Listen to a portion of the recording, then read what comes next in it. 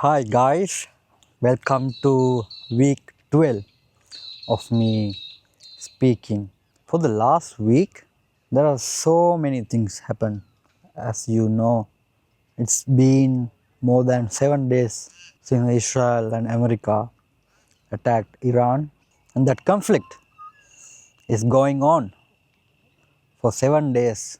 Many people share posts, stories, videos relating to both all countries involved. Some people take a side that they justify the actions of America. Some people justify the actions of Israel. Some people justify the actions of Iran. But right now, something that we know is Iran is not capable of defeating America or Israel with their technology.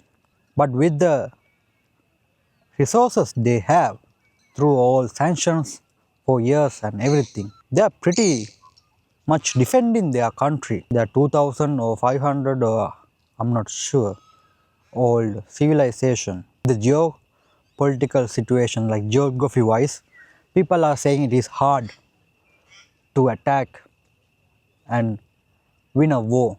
And in the past, so many presidents didn't want to attack Iran, but somehow Trump maybe volunteered or maybe he had no option. Somehow he carried out the war. And right now they are in a very big situation that they are not sure of their exit point or how to win. But the president of United States, he come to the media every day and just tell them Iran is evil. The people, regime is so evil. They kill children. They have nuclear weapons. They are trying to attack us. So we ask them to surrender.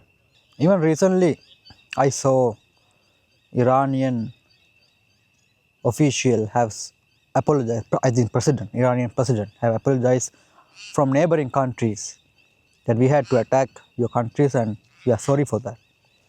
And I saw a post that Donald Trump have shared in his social media that Iran is apologize for attacking neighbor countries and so on so on. I have it. I can read it. The whole post. It is so funny, you know. This is what Donald Trump had said.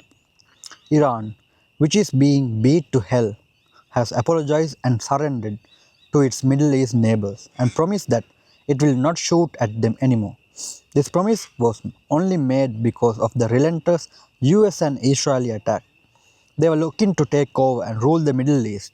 They were looking to take over and rule the Middle East. That is a very interesting line. Does Iran have ever said that?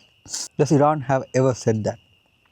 Also, I asked ChatGPT a few days ago, that is interesting too, that how many countries does Iran have attacked or invaded in the last 500 years? And what ChatGPT says is mostly Iraq.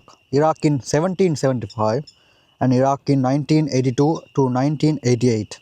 That is the only country Iran have involved in a war.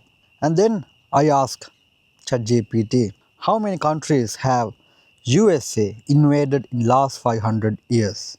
And it's interesting.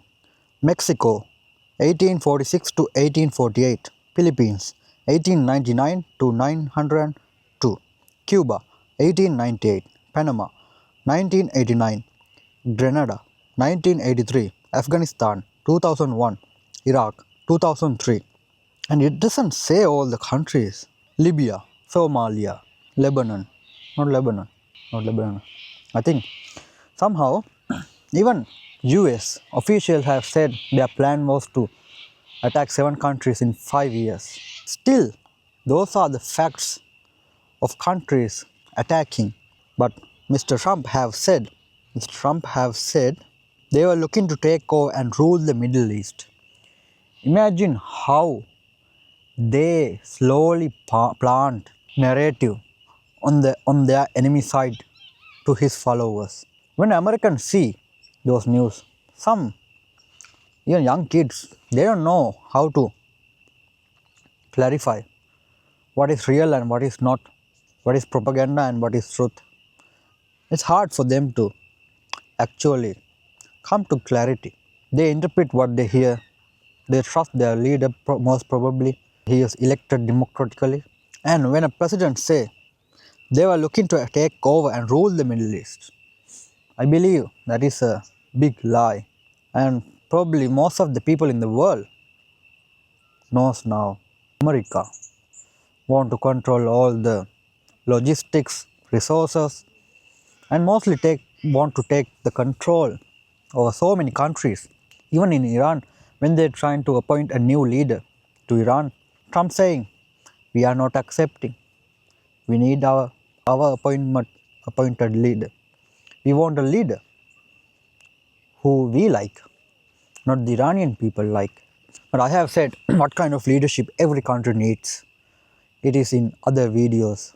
What kind of leadership that we need, what we are looking for. Even in US, many people say that it is not an American war. And 80% of the Americans believe Trump is carrying out this war to hide Epstein files or make them go down, make people forget. So maybe he thinks that he will go in the history as a president who attacked Iran and win the war, not a president who was in Epstein child and have suspected of child trafficking and not child trafficking, child abuse. Maybe he wanted to go down as the president who wanted to attack Iran and win. And also I saw another professor explaining that the war going on Iran is not something the soldiers want. Even soldiers, their morality, the moral, what you call, their capacity have gone down because even they believe they can't attack Iran and win over. But somehow, some people want that war more than ever. Some say when the war happens, their debt, the capital will reset. When you spend money on so advanced and expensive technology, what you do is you don't produce anything. So whatever you create, imagine you drop a bomb or missile, it just hit there and destroy. When it destroy, this money is gone. So basically, the excess money they have printed during COVID or before financial crisis or somehow for their agendas, that excess money, the capital will go down. It will go down, and that professor said something like that. It can benefit the economy of United States of America. And even in the same post, Trump is saying Iran is no longer the bully of the Middle East. They are instead the losers of the Middle East. Think about that line. Iran is no longer the bully of the Middle East. If you ask so many children, young people, or adults, more than half of the world will say, who is the real bully in the whole world? Whole world. When Spain said they will close the airspace, what Trump wanted to do, that put tariff on the country, make sanctions. When Venezuela or Cuba or Iran or even Canada or Greenland, when they don't want to do what Trump wants, what he do is he just put tariffs, sanctions, and try to make the government pressure. And he knows when the government feels pressure, it will hard for their economy.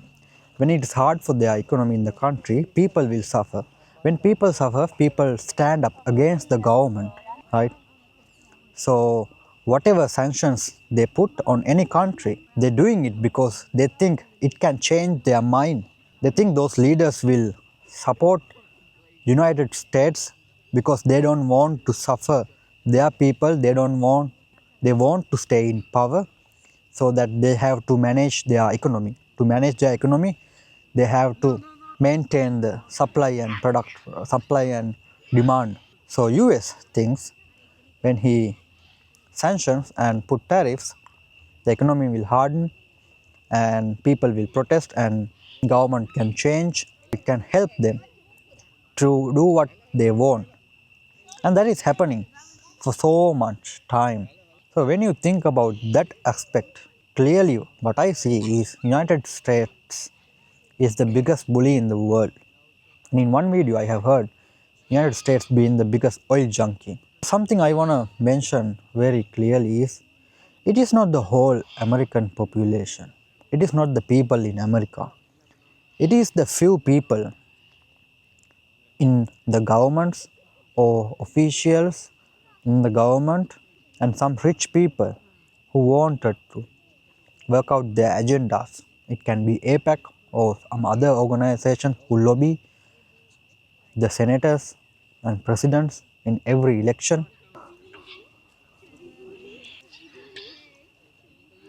And when you think about their agendas, I see so many information from the internet. Even one of the map they have marked shows that even they are clearly targeting the school in Iran, where I think nearly 170 girls or children are lost. And whatever happens by their side, they come into the media and tell these people are so evil, so bad, no morality, they kill children, destroy buildings and everything. But what does America do?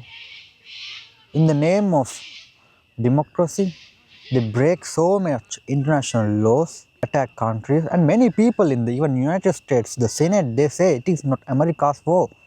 Why? Why America interfere? In one video, they say that Netanyahu said, "Even if you don't join, I will go by myself." At that time, Trump have two options. Even if Israel goes, attack Iran, and Iran will attack the bases on Middle East. It will harm United States. And even Netanyahu can blackmail him with Epstein files, so much information we don't know. So for him, at that moment, it might be the best option. And now many people are blaming him. In the meanwhile, he is trying to legislate the laws that he can apply, he can elect for third time. Even one video says the soldiers don't want to go Iran. It is like a death trap. They're sending innocent children of innocent people to the war. Why Donald Trump can't send his son to the war? Is he scared of losing his son? He really loves his son. That's why. And the interesting fun, this is fucking interesting. I saw this news. Baron Trump bought 30 million USD of oil just 2 days before the war started. So he clearly knew that war going to start. The price of oil will go up. Iran might close the Strait of Hormuz, yeah, and the oil price will go up. Iran will attack these things. The war will go on. Why not I make some money when some innocent children give their life to the democratic leader they have appointed? Why? Because they wanted to protect something of them other than thinking of the people.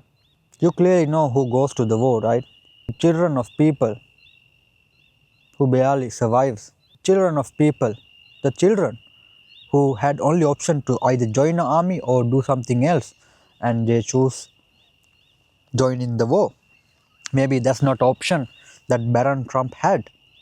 Maybe he had so much option like investing in stock market, learning international relations, or do this, do this. But those children who go to war, probably they have only two options to choose from, and they choose to serve their country. And when they go to war, when they go to the army, high official will come and brainwash them to protect their leadership and the country no matter what cost. And they will fight and fight till whoever get tired first will stop. But leaders, they will live their life like nothing happened. They won't take any responsibility. Even Trump is not looking like a person who want to surrender or stop the war first. He want to go on and spend your money, waste your money, burn your money to dislocate civilians, millions. Even one missile. How many civilians were dislocated from one missile? How many children, people, men and women are living in scarcity? How much of people? Do you think those world leaders ever feel even a little bit of their pain? I'm not sure. At this point, I don't know. I feel like I have a lot to say. When I see reels on social media, I save it all the time. But it's too much, man. Too many videos that I go through every day, all about violence, either one side or the other side. Whoever fights. And even one news I saw that US army officials are sending their troops to fight, saying that the savior or second coming of Jesus or someone wanted these wars to happen so they can appear. I think that is a biggest brainwash happening. If a savior wants to come and save the world or change the way we live, I don't think he wants people to fight and continue fights. I don't think he wants to kill innocent people and dislocate innocent people. But that's a one way that they are encouraging their soldiers to go to war and fight for their interest. It's the same happening in Israel as well. It's the same happening in Iran as well. In all those countries, it's people who trying to live. Either way, everyone talking about the problem, what is happening, the facts and everything. But why not we talk about what we can do right now? No one looking like to surrender, stop Iran, America and Israel. For a long time, I have seen videos. Marco Rubio saying 20 years ago, Trump saying 40 years ago, that they have nuclear warheads. But who have the most nuclear warheads? I think USA have more than 6,000. Israel have, China have, Russia have, North Korea have, Pakistan have. And they say Iran have and is the biggest threat. Why does America not attack North Korea or Russia or China saying they have nuclear weapons? Is USA scared? Because they know they have nuclear weapons as well, clearly. So they will fight back. They drop one nuclear bomb in USA and people will kick out the president. People will just kick out the president. That's for sure. So they want to have a fight because why not? Why not make some money while we can? So they want a country that mostly can be Islamic so they can divide people. The Zionist movement and the leaders in power don't really like Islam, no? One of my Muslim friends said that they don't like it because in Muslim countries, those people can't abduct or kidnap children. That's a fun fact, you know. I think in many means it can be true. When they have a goal, maybe to fulfill their goal, they might do whatever they want, no? So nevertheless, the fight is happening. People are dislocating, buildings crushed. People live in fear all over the world. Predict prices will go up. Many countries will join. It's the somewhere that we want to evolve right now. I don't think many people will accept that evolution, that future for humanity. So what we can do right now? It doesn't seem like Iran is surrendering because they have got hurt a lot. So either they will, if they're gonna go down, they wanna take US and Israel with them. And Israel and Trump, no, America and Trump doesn't seem like to end because maybe their ego is so high, so they don't want to give up. They want to show that they are the superpower in the world. While they're doing that, it can happen like erase the money, the debt. I'm not sure how it happened exactly, have to search about it. Another thing, investors make money, banks makes money, weapon manufacturers make money, distributors make money, all people, most of the officials make money. Imagine that democratic country or many other countries. Every 4 years, 5 years, the president change, but something doesn't change. Imagine the people, the staff in the White House. Do you think they change? Maybe the advisors of the president change, but the staff, Senate, most of the Senate is lobbied by so many organizations. And the officials in the government, they don't change. They have the plan in their mind for centuries. Maybe they get paid from much rich people to have that control and influence, and just the president change, nothing more than change.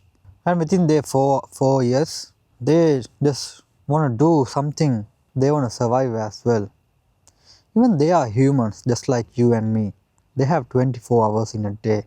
They can only do limited things. When their mind is occupied by so many their survival ways and interests, how can they really think about the ordinary citizens? How can they even think about the healthcare system in America? When there are so many things to improve in their own country, they spend millions, billions to destroy buildings, kill children, dislocate people. So much effort for what? And the citizen can't do anything because they are the ones who elected them democratically. What can you do, my friend? Right now, we know violence was violence never gonna bring peace. Violence into violence never gonna bring peace. That means leaders must need to go to one room and talk about how to minimize this destruction and bring peace to the world, bring peace to all Middle East and all their states. How can we make sure that people not gonna fight? To that to happen, leaders must understand each other. For that we have very educated mediators, translators, technology, education, psychology and everything. Only thing we can do right now, as ordinary citizens, what we can do is to ask our leaders, pressure our leaders, not to fight the existing system but to create our own system and move along. When more and more people get to know about the system, the old system will eventually fade away. Those leaders will not have any power. As citizens, mostly American citizens, what they can do is boycott the companies that are making millions while people dying. And another thing what we can do is we have to ask leaders, pressure leaders for immediate conversation, dialogue, listening, talking. USA have more than 350 million. If 10 million people ask from US president, I think they have to listen to the people. They say they are educated, they are moral, they are ethical, they think they are the most evolved humans on earth. Technological wise, maybe, but wisdom wise, spiritual wise, not even close. But with their knowledge, they believe what they know is true and what they know is right. But people can change that thought. People can influence. We are seeing this for centuries. We are tired of it. This is not how we want to live. This is not how we want to evolve. So leaders, please immediately learn about your own self. When you learn about your own pain, you don't want to give that pain to another human. Learn to take control of your own life, own decisions. Then you don't seek the control from outside world. Just like selecting a pope, all the cardinals go into one room and they don't come out unless they elected a new pope. Just like that, if 10 million people come from America, 1 million people come from Israel, 1 million people come from Iran, other million people come from Middle East, many millions come from Russia, China, India, Australia. We can ask them, we can pressure them to go in to talk and stop this. Humans can do that. If they think enough, they can easily do that. If humans can think and focus and create rockets to send to moon or Mars or whatever the fuck, and if they can create so powerful cars, why not they can create peaceful systems for all the humans to live on this earth? They can. The problem is they don't want to prioritize that time in their schedule because their schedule is full of their interest, full of their interest. If current leaders do not like to prioritize human citizen well-being, prioritize their time to think, not just themselves. They have advisors, so many educated people around them. If their only job is to think better ways, they are able to think. If leaders can't do that, what we have to do is we have to appoint leaders who can do that, who can do a better job than themselves, who can really think and understand the pain of an ordinary citizen and create better system for leaders to survive and also to the citizen to survive. It is possible. It is something we can do right now. If we're gonna look who is right, who is wrong in a war, there'll be no peace. One country, when they get tired, they might stop, but that hate will grow into future and future generations, and they will just organize to attack better or get the revenge better. But is that the way that we want to evolve? Is that the way that your God wanted you to live, make decisions, and evolve? I don't think so. So, right now, I believe this is something we can do. My friend, the decision is in your hands. It's about how fast we get together and ask from leaders. It is about how fast we get to realize our own selves and want to do a change, that meaningful change for 1,000 years to come, to live in prosperity and peace. In my opinion, it is possible. If humans think and focus enough, it is possible. It is possible. With that thought, I'm gonna finish my talk for today. I have a lot to say, but I don't know how to say it. Content creation is overwhelming with my two jobs, but somehow I'll try my best to bring the necessary information for us to think critically and take necessary action for ourselves and our children, next generation to survive. Until then, take care.